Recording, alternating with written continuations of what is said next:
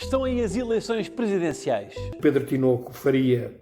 Quem? Não me investigou, podia ter ido ao Wikipédia, por acaso eu estou no Wikipédia e estão lá as informações todas, onde é que o Pedro Tinoco faria, se meteu. Fui mordomo da filha do rei da Arábia Saudita, fui mordomo da Rihanna, do Palácio Domingo. Ao ser ator da mudança necessária a um quinto império que nos resta de um país universalista, com novas caravelas a partir para o mundo, como o exemplo de universalidade e de paz dos povos e como a voz própria, algo que Portugal perdeu e do qual perdemos a memória.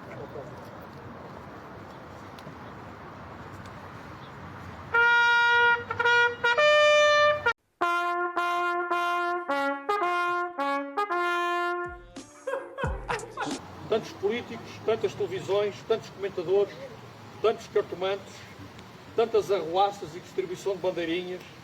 Saúde. Obviamente que eu vejo as coisas desta forma, eu não alinho em grupos.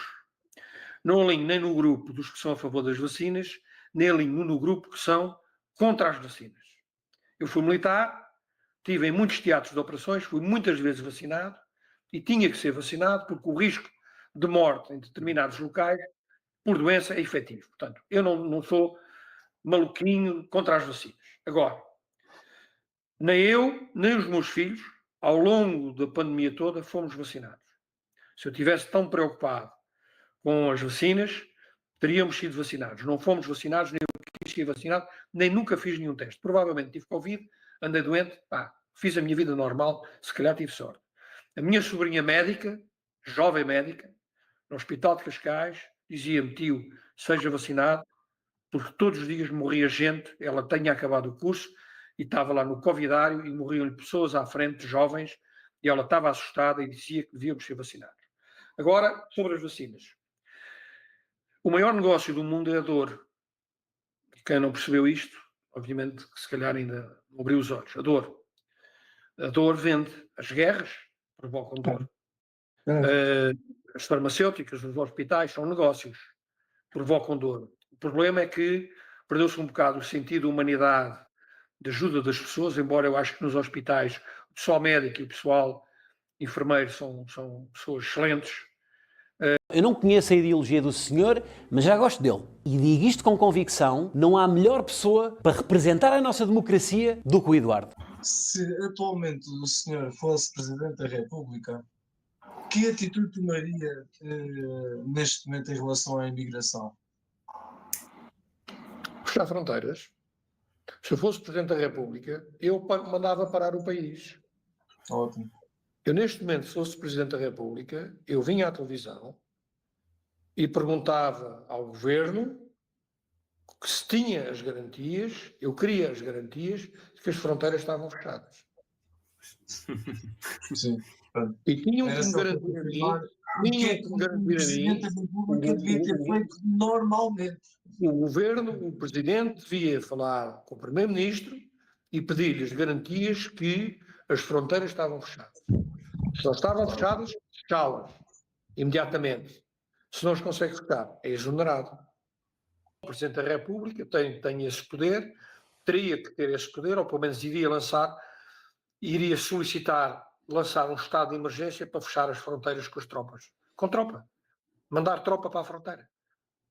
Fronteiras aéreas, terrestres, como a Polónia. fronteiras aéreas, terrestres e marítimas, esta seria a medida, iria-me debater nesta situação em que a lei foi chumbada, eu como Presidente, iria-me debater para lançar um estado de emergência e pôr nas fronteiras marítimas, aéreas e terrestres, tropa. O caso do Almirante, que até disse que nós vamos defender a Europa e vamos morrer em qualquer parte da Europa. Quem diz isto, sem olhar para a natalidade, os problemas de natalidade, se nós enviássemos 30 mil jovens combater para a guerra da Ucrânia, hoje em dia, a morrerem 1000 por dia, uma guerra com o grau de atrição que tem a guerra da Ucrânia, que é uma guerra de linhas, e com um armamento, e agora com a situação dos drones que são altamente letais, nós rapidamente íamos perder mutilados e mortos 10, 15, 20 mil jovens. Somos uma plataforma importante para a NATO e eu acho que devemos continuar a pertencer à NATO. Eu não sou pacifista, devemos ter forças na NATO, mas a NATO também deve só atuar na chamada guerra justa.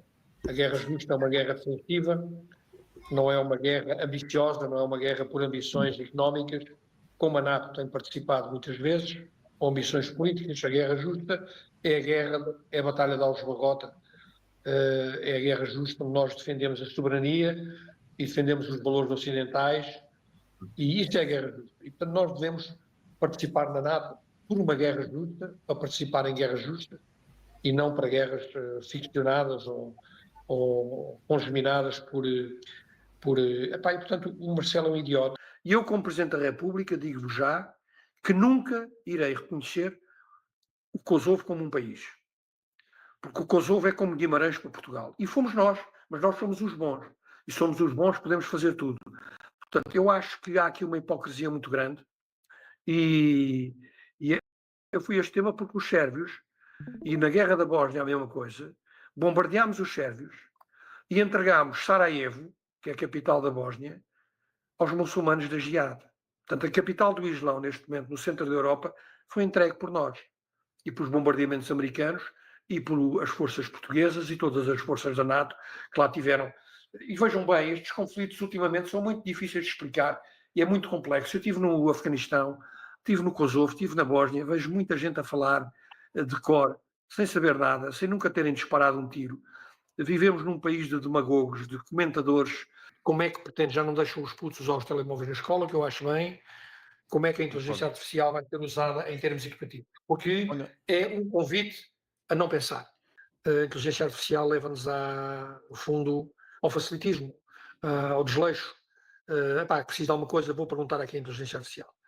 Eu pergunto coisas à inteligência artificial, eu lhe pergunto às vezes coisas de culinária, quer saber alguma coisa, ou às vezes o significado de alguma palavra, mas, por exemplo, a elaboração de um documento, a elaboração de um plano, a elaboração de uma reunião, de uma estratégia para uma reunião, eu prefiro pensar por mim. Vamos trocar isto por miúdos? Vamos. E, portanto, acho que foi imoral da parte dos governos e da parte das farmacêuticas impingir vacinas às pessoas sem estarem devidamente testadas. Isso acho que foi imoral. E por isso eu não fui ser vacinado. Por exemplo, o juiz Rui Castro fez-me uma crítica, mas que eu gostei, porque me confrontou com uma série de temas que eu não tinha pensado, alguns com um sentido um bocadinho paternalista, mas pronto, ele é mais jovem que eu e é o sangue na guerra. Há teorias em que houve realmente efeitos secundários das vacinas, e é possível que tenha havido.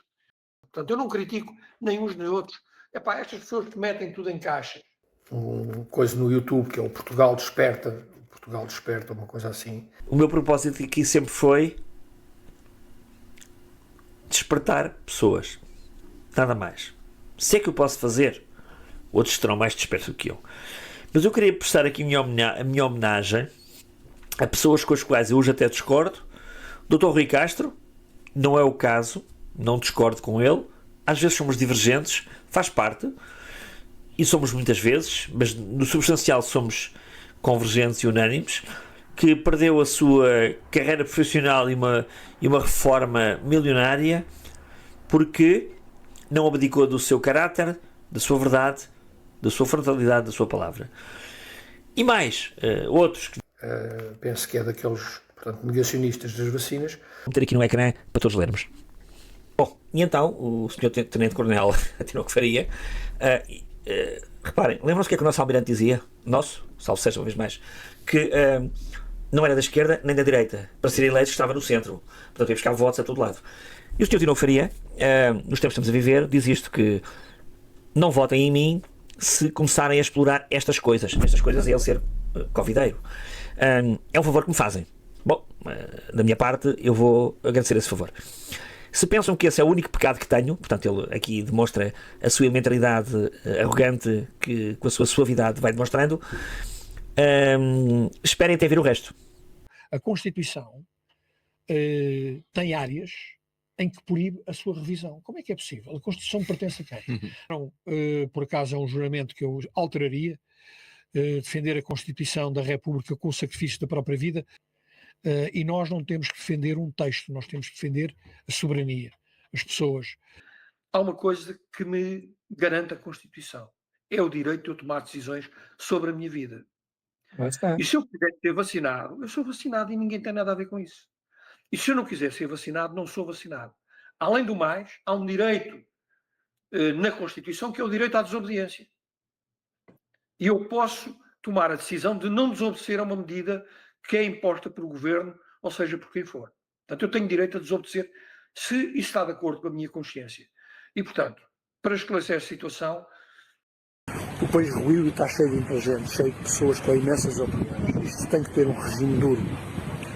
Tem que passar por um regime duro em que as pessoas entendam que o dever está primeiro que os direitos. Que as pessoas entendam que a proteção dos outros está em primeiro lugar. E nós protegemos a nós mesmos, protegemos os outros. É uma bandalheira total, é o desnorte total. Para o norte e vim com ele para baixo, ele tinha Covid, eu não apanhei Covid. Portanto, não se percebe bem, nem nós percebemos, nem nos deram a entender como é que se passa esta doença.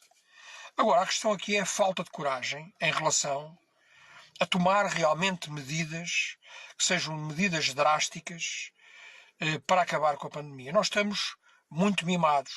Somos mimados por esta tal sociedade de direitos e não cumprimos os nossos deveres. Aqui na Praia de Carcavelos, eu estou aqui em Oeiras, o mar está cheio de surfistas. O Presidente da República não precisa necessariamente de saber de política.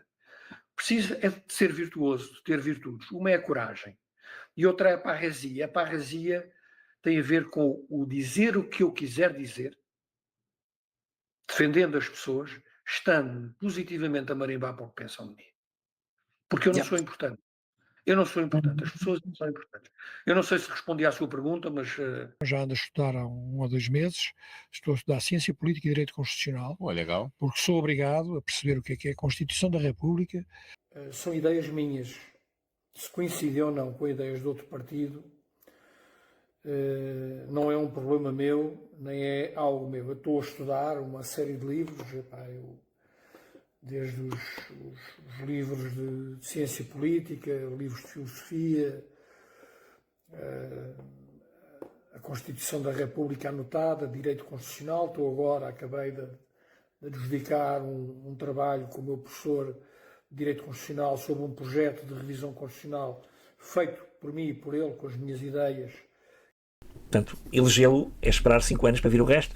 Lembramos agora Marcelo Rebelo de Sousa, não é? Todos nós o elegemos. Eu próprio votei nele. Meu Deus, quando penso nisto. Vir o resto. O único comentário, nem eu nem nenhum dos meus filhos foi vacinado. Bom, até aí tudo bem, estamos de acordo. E não pertenço ao grupo, tomem atenção, nem dos pró-vacinados, nem ao grupo dos contra-vacinas. E, portanto, acho que foi imoral da parte dos governos e da parte das farmacêuticas impingir vacinas às pessoas sem estarem devidamente testadas. Portanto, ele nem é da esquerda, nem é da direita. Ele não é de lado nenhum. Nem ao grupo dos contra-vacinas. Portanto, ele não é pró, nem contra. O mundo é doente da mente. Ele é o único tipo que é lúcido. Os outros são todos doentes. E dos valores, penso por mim. Muito obrigado. Bom, muito obrigado também, só tenho que porque acabou de nos esclarecer aqui sobre um fator muito importante. É que todos nós, há muitos anos esta parte, no período difícil que todos nós vivemos, que ninguém podia ver as suas famílias no Natal, ninguém podia entrar no cemitério para enterrar o seu ente querido, porque havia uma coisa chamada condicionamento durante a fraudemia, mas nós estávamos lá. E o senhor estava no meio. Onde é que o senhor vai estar no futuro? Eu quero só fazer um lance. Mas é um lance em que tem que ser imaculado. Tem que ser imaculado no sentido de sensatez, no sentido de coragem, no sentido de saber ouvir, no sentido de justiça, no sentido de defendermos a todos nós que aqui estamos, e não quero desiludir ninguém. E é preciso saber desaparecer. E o saber desaparecer é voltar, deixar, é que assim como posso ter ocupado o cargo mais alto da nação, a seguir volto, porque há um prazo de validade, há um prazo de vitalidade também, há um prazo de energia. Eu estou com energia. Eu daqui a 5 anos provavelmente já não estou com energia, já não tenho a mesma lucidez, já não tenho o mesmo ímpeto e já não vou ser a mesma pessoa. Vamos agora ver aqui a seguir, para terminar, um tesourinho de um vídeo deste senhor, para que vocês tomem as vossas decisões. Isto é um Portugal mais desperto. A vossa decisão é, obviamente, vossa. Eu apenas quero colaborar na vossa interioridade mental e colaborar para um melhor discernimento. Vamos lá então. Vamos trocar isto por miúdos? Vamos. O vídeo que o jurista Paulo Gonçalves, portanto mandatário para a defesa do partido político ADN, da Joana Amaral Dias, fez sobre mim com o título Tinoco e a fraudemia. Eu já disse, e parte sempre do princípio, e será sempre o meu comportamento, que não irei difamar nem falar mal de qualquer, seja de que candidato for. O doutor Paulo Gonçalves, representando e sendo mandatário para a defesa, ainda por cima para a defesa, de uma candidata à presidência da República, a doutora Joana Amaral Dias, com quem tenho boas relações, ontem decidiu fazer este vídeo e fez mal o trabalho de casa. Se quer ter seriedade, não deve fazer as coisas à pressa, não devia fazer as coisas à pressa, se vai falar de outro candidato à presidência da República e tentar denegrir a sua imagem em favor da pessoa de quem é mandatário. Ao vídeo do Dr. Paulo Gonçalves com o título "O Tinoco e a Fraude Mia", apaguei porque tinha informações no passado e eu não quero, portanto, quando não gosto de mentir, tenho de ser honesto. Não é verdade que o Dr. Paulo Gonçalves seja mandatário de uma informação antiga, mandatário do ADN para a defesa. É uma informação de 2021, não quero aqui confundir datas. Tinha-me enviado isso e pronto. É preciso ter muito cuidado quando fazemos qualquer coisa pública. Aqui os meus pedidos de desculpas à Joana Amaral Dias, ao ADN, fiz uma confusão e, portanto, este vídeo, este direto que vou fazer, refere-se unicamente ao vídeo que o Dr. Paulo Gonçalves, como independente, fez. Contraditório. O Dr. Paulo Gonçalves não sabe se é especialista, se é jurista. Eu sou especialista em interrogatórios e tive algumas formações, estive em várias guerras, tive algumas formações em Manchester sobre interrogatórios, sobre microexpressões faciais. E o Dr. Paulo Gonçalves, enquanto está a falar de mim, usa permanentemente uma microexpressão facial que é o dumping delight, que é mais ou menos isto. O tema que me traz aqui hoje é um tema muito duro e poucos vão gostar de me ouvir. Porquê? Porque quando nós entramos numa axiologia mental de um pensamento inequívoco, que é aquilo, nada mais que aquilo e só aquilo, e aquilo vem complementar uma falta, uma lacuna e um vazio que nós temos, aí estamos perante algo que profundamente é uma ignorância total da nossa parte relativamente ao mundo, que é contrair só o zigomático, um dos músculos que une da bochecha, e que une, e é contrair este músculo, é uma expressão unilateral, tipo de desprezo, está mesmo relacionada com uma emoção de desprezo, e sempre a sorrir e a falar do Tenente-Coronel Tinoco de Faria. O assunto é o Tenente-Coronel. Não, o Tenente-Coronel não, porque ele já está reformado. Ora, reserva, não, quem está reformado? Pronto, está bem, mas ficam claro que aquele título honorífico, não é? Olha, como a mim, quando me tratam por doutor, eu digo, o doutor trata-me por Paulo, eu sou licenciado em Direito. Não, foi falar de mim com um ar de desprezo, um ar superior, como se eu fosse um tipo qualquer. Eu escrevo como, e desculpem-me as pessoas, eu vou ser presidente, Fala mas eu português. escrevo com muitos erros de ortografia, com falta de acentos, com construção de frases às vezes não muito boa, porque quando escrevo o meu processo de escrita, já quando escrevi o meu romance, o meu processo de escrita é imparável. Eu começo a escrever e separo, interrompo o fluxo. E depois não tenho pachorra e os meus postos, as pessoas dizem, como presidente não podes fazer isso, azar, vão ter um presidente analfabeto. Nunca o conheci, ou melhor, tive uma vez num almoço, há pouco tempo, um colega meu de curso, da Força Aérea, disse-me que eu tinha estado no mesmo espaço que ele teve no almoço dos comandos, que eu gosto da rapaziada dos comandos, Mamassume, para todos, ok? Eu gosto da rapaziada dos comandos, gosto e admiro muito. O senhor devia ter preparado o trabalho de casa, porque quando põe a fotografia do meu pai e põe o título Tinoco e a Fraude Mia, fere-nos profundamente. E não há desculpas para isso. O senhor tem que saber o que é que faz. Não sei que idade é que tem, mas já tem idade para ter juízo.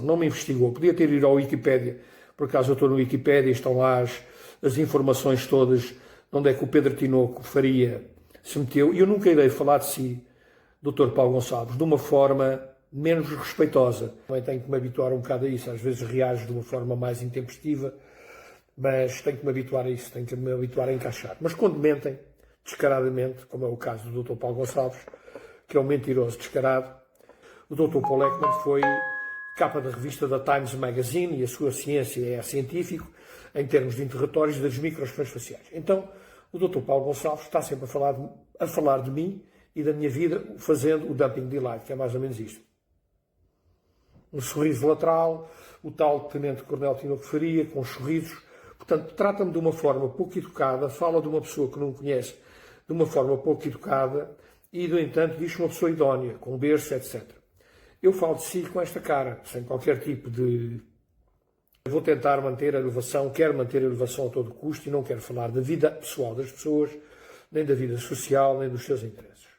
Expressão, não o conheço, não sei qual é que é o seu percurso, é pai de f***, é que tenho que respeitar a sua e tenho que o respeitar a nível pessoal e retiro todas essas palavras. É preciso preparar, eu também não preparei bem e está a ver, pode-nos acontecer a todos, aconteceu também assim, mas devia ter estudado a lição, ou pelo menos devia ter tirado o vídeo, porque é um chorrilho de mentiras, e o senhor é mentiroso. E quando eu o tratei por tu, eu trato por tu os mentirosos. Mas a minha pergunta é, depois desta exposição que eu fiz, onde é que estava o senhor Tenente-Coronel, se é assim que se chama, não é? Quero chamar, Tinoco Faria, enquanto nós andávamos nestas andanças. Lembram-se? É que a memória do povo é muito efêmera. O senhor Tenente-Coronel Tinoco Faria, que eu repito, nada tenho contra, mas como direito libertário, democrático e de opinião de candidato do qual não me identifico, tenho o direito à observação. Isto é só para tapar um bocadinho aí o buraco dos fanatismos. Posso ter a minha opinião? Posso ter a minha consideração? O senhor Tenente-Coronel Tinoco Faria andava num movimento chamado Movimento Gente. O nosso amigo, o nosso caro Presidente, nunca devia ter entrado em quarentena e devia andar, sim, não na rua, a expor-se, mas devia dar o exemplo e impor a quarentena imediata, o fecho de fronteiras. Devia impor imediatamente o fecho de casinos, de hotéis, de bancos. A economia tem que parar, porque eu, por exemplo, estou aqui num café e eu trouxe, ando com duas coisas, agora estou aqui isolado, ando com duas coisas comigo. E essas duas coisas que eu tenho comigo não têm a ver com a minha proteção. Tem a ver com a proteção dos meus concidadãos. E uma das coisas que eu uso diariamente é isto. E eu penso que o Governo devia distribuir a cada família, a cada pessoa, devia distribuir um par de luvas, ou uma caixa de luvas, não é uma coisa muito cara, temos fábricas, e devia distribuir e usarem os próprios elementos do Governo, usar um par de luvas destas cada vez que saem à rua e distribuírem também uma máscara. Eu desta forma,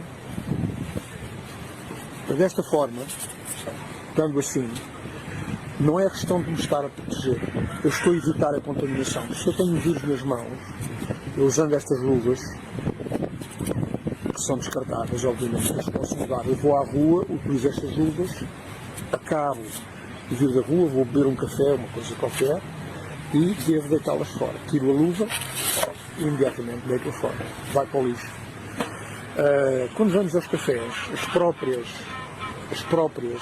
recipientes para beber um café, nós devemos trazê-los de casa e fazer com que esses recipientes sejam usados só por nós, recipientes descartáveis e também deitados fora. E o que a classe política devia dar o exemplo era exatamente isto. Fazer com que toda a população usasse máscaras, com que toda a população usasse luvas, por uma questão de cidadania, por uma questão de compaixão, por uma questão de espírito de corpo, espírito de país, onde todos se protegem todos. Ora bem, o que é que o Governo faz? Não dá minimamente o exemplo. E o exemplo vem de cima.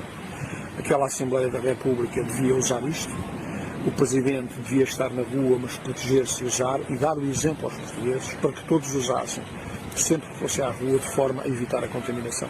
Coisas simples como estas, que vêm de cima e que devem vir dos dirigentes e que eles não se fazem. Adiam decisões, entram de quarentena, protegem-se.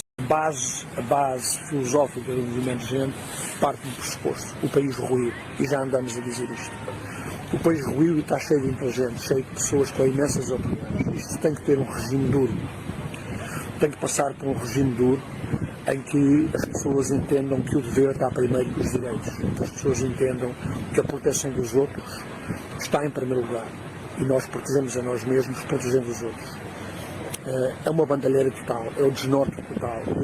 Mesmo nos anos 2000, quando os Tokyo Hotel se tornaram um fenómeno, aumentou o número de adolescentes a picotar os pulsos com o compasso do continente. O nosso contexto social dos próximos anos vai também determinar para onde vamos. E foi isto. Podem apoiar o meu trabalho no Patreon, para eu pagar ao senhor da corneta. Não faz mal, não há problema, não há problema. Isto é bom para bloopers. Isto é bom para bloopers, o senhor da corneta enganar-se. E é isto.